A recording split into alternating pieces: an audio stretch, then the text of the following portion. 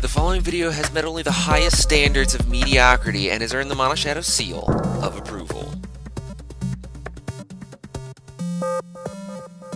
Video games are media, and like all media, they can contain a message, make valid points, and especially in the entertainment industry, take us to entirely new worlds that we can become lost in. There's a simple fantasy escapism involved in 99% of our media intake by my estimation, especially as gamers. We want to see or envision our heroes or heroines becoming or being more than we ever could be in our own lives. We want to explore new worlds and different civilizations, things like that. In video games, it goes a step further. We have a certain degree of control. In fact, some would argue that in many video games, we have more control over the outcome than we do in our own real lives. And all those things are what make the next game that I want to talk about that much more unique. Diaries of a Spaceport Janitor is an indie game made by Tiny Build and Sunday Month. You take the role of a janitor whose race is mentioned in the game description, but is really nothing more than a name. The game begins with you learning about the 9 goddesses of this world or universe. It's not really possible to know which. After picking a preferred goddess, you begin your humdrum life as a spaceport janitor. The game makes it clear that you are entering this story at a midpoint, as years of your life as a janitor meld together due to your existence being woefully mundane. Other than that, you aren't really given any exposition. It teaches you the controls and just drops you right in. So, seeing as this is the focus of the game, that's where we'll start, the gameplay. Every morning begins the same. You visit your prey station, collect your pittance of wages for yesterday's garbage incinerated, and you're off. The largest part of the game is walking around the spaceport, picking up things off the ground and deciding whether or not to incinerate them. Some of the items you find can actually be sold to one or more of the spaceport's many vendors. I walked around opening every vendor menu to see if I could sell any of the items that I had for hours before realizing that every vendor actually shows the items that they buy or sell on the table in front of them. Now, to be fair to the developers, this is stated pretty clearly in the game manual and by several NPCs, so it's my own damn fault for not noticing. The spaceport itself is divided into 5 distinct districts: purple, yellow, blue, green, and red, to keep it short, each focusing on a particular set of goods. For magical items, head to the purple district. If you find a weapon or a piece of armor, head to the red or the adventurers district. Despite the arrows on the ground telling you what district you're headed to, it's really easy to get turned around and lost because the spaceport's layout is so, well, it's realistic. You know, it isn't a bland grid of patterned streets. It looks like an alien spaceport. Alleyways, alcoves, strange angles, dead ends. I really thought that was a really good map design. But there's more to this game than just burning trash.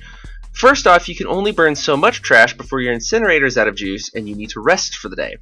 But you can't exactly just go to bed hungry, so you're going to have to eat something before you can move on to the next day. And this is the first of many game mechanics that really draw you into the experience that Diaries of a Spaceport Janitor is offering you, the survival of a bottom dweller's existence. Let's be clear about something. You don't make much money off of burning trash. And until you have some really lucky finds, the items you scrounge off the streets are worth a couple of municipal credits at best. There are plenty of places to find food. Several of the vendors in the spaceport sell food. The trick is finding cheap food. You're going to need that few credits you can get to progress in the storyline, and we'll get to that in a moment. But every day you face the knowledge that you're going to have to eat. Sometimes it's a little, sometimes it's a lot, but you always know you're going to have to shell out some of those hard-earned credits on food, and you may not make enough to cover your meal that day. A few days of trying to make some headway on credits, only to find that your best days were simply just breaking even, really begins to have an impact on you. I mean, oftentimes I find game mechanics like this obnoxious, and I did find it to be a real hassle until I realized something. It's supposed to be. Struggling to survive in the most basic way, finding something to eat today while ensuring you'll be able to eat tomorrow. And you'll get sick if you just eat the same junk day after day, so variety is kind of important. Earlier I mentioned having lucky finds. Well, luck is a measurable quantity here, and you have a few ways to affect it, primary of which are the deities mentioned in the beginning of the game. You can pray to the shrine of each goddess once per day, And you can leave offerings such as food or candles to increase your luck. Any candle is good, really, but each goddess has a particular style of candle that they favor over the others. You could pay any one of these street prophetesses a single municipal credit to get a number on your luck, and you can check that number for free at the beginning of each day at your prayer station. But if you're not worried about constantly checking the numbers, the game gives you musical cues when your luck goes up and when your luck goes down. The luckier you are, the more likely you are to find good things on the ground or to get good things from the lotto spheres.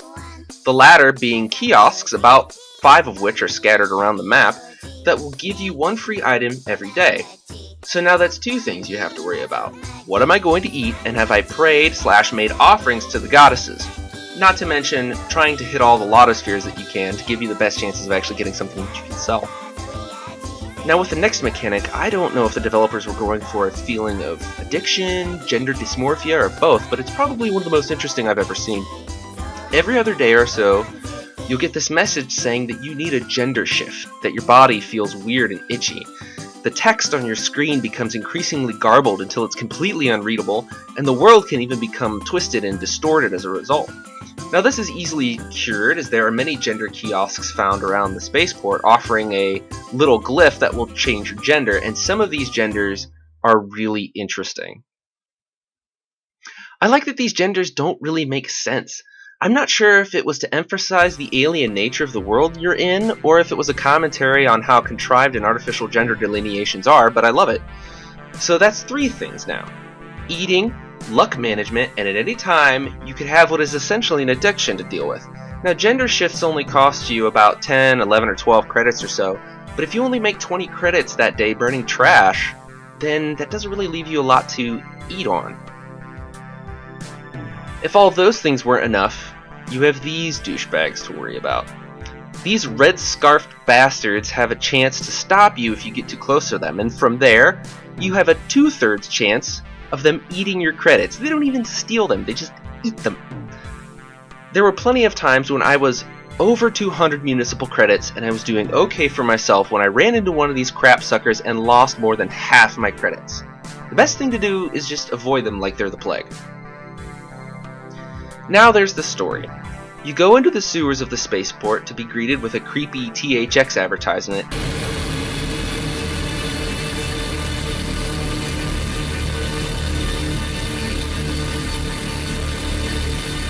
And a bunch of idols. The only interactionable item is a skull, so naturally you interact with it, and it jumps at you and... awesome. You're cursed. So now the entire goal of the game revolves around you getting rid of this curse. 3 objectives to get 3 pieces of a tablet that will give you the quest that will break the curse. Getting those 3 tablet pieces is a good chunk of time in and of itself. Once you have them, then you need to hire an adventurer. That's right, your sorry ass is just a janitor, or did you forget? The game sort of branches from here, and I can only guess that each of these leads to a slightly different ending to the game. The adventurer that you're pointed in the direction of wants 600 municipal credits to undertake the quest. I hadn't had more than 200 or 300 credits at a time up to that point, so it seemed a little outrageous, which is funny because the character that you're talking to actually tells you, I know this seems like a lot of money, but trust me, it isn't. You're just poor as shit. One of the other adventures that you can run into wants you to find a piece of mythic spellcloth, which is pretty rare and also not affordable if you're going to try to buy it from a vendor, so your best chance is finding a piece of it on the ground. The third option is a robotic knight that wants 5 mega batteries, which are also rare and are no way affordable. To be fair, these sound like lofty goals, but it's not impossible. By the time I actually found a piece of mythic spellcloth, I had around 550 municipal credits and 2 mega batteries. Give it a little more time, I probably could have hired either one of the other 2 adventurers. The game ends when you hire an adventurer to break the curse, or at least mine did. And there's still plenty to the game that I didn't even mention. Nuances like all the varied and unique pixel art, the day and night cycle, the differing days of the week, and the subtle effect that they have on the spaceport. The beautiful environment that was at the same time compact and sprawling. Random interactions with NPCs that ranged from encouraging and being grateful that I was doing the job of cleaning up the spaceport, all the way down to creeps that would say things that are degrading and suggestive to me. The music and the sound effects ranged from lighthearted and fun to unnerving and worrisome.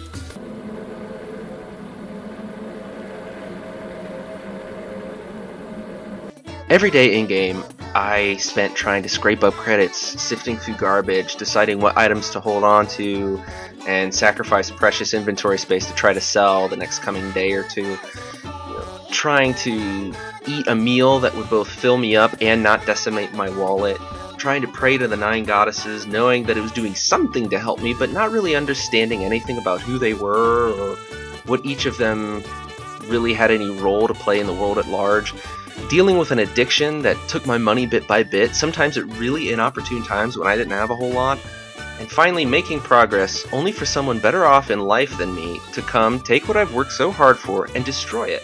Not even for personal gain, but just to keep me locked in poverty for their own entertainment.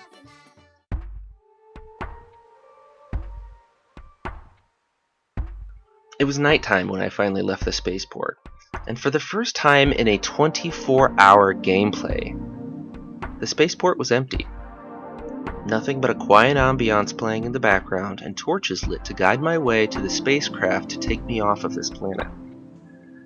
At the time I didn't think anything about it, I was happy to have completed the game. But as I wrote this review I started thinking, this character moved from day to day interacting with people but not really getting to know any of them. Many of the aliens that the character saw were just walking by, living their lives. I was never really noticed or seen by any of them, and now, as the character left the spaceport in the middle of the night, I couldn't help but consider the fact that no one would even know that they're gone. Barely a noticeable wisp of smoke dissipating into the wind like the trash they incinerated every day.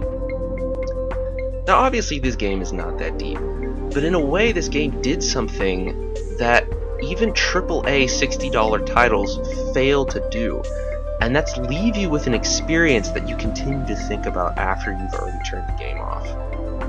I got this game for free on chrono.gg, but, you know, looking back on it, I'm not really sure I would have been upset if I had paid the $10 that the developer's asking for on Steam.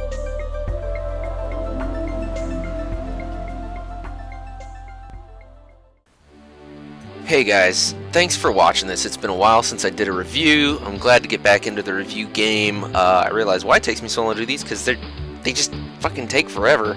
But I hope you guys enjoyed it. I really enjoyed this game, and I hope I've inspired you to go out and enjoy it too. Stay tuned. Subscribe. And all that crap. And hopefully, I'll make another one of these real soon. Thanks, guys.